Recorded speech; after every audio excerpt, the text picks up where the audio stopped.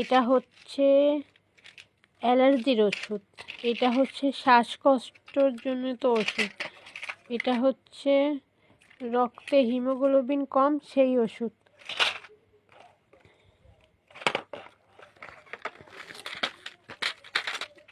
এইটা হলো গ্যাসের ওষুধ।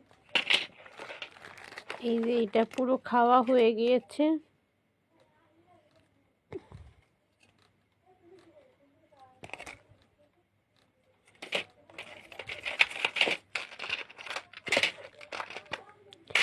এত ওষুধ খায় আমার মা।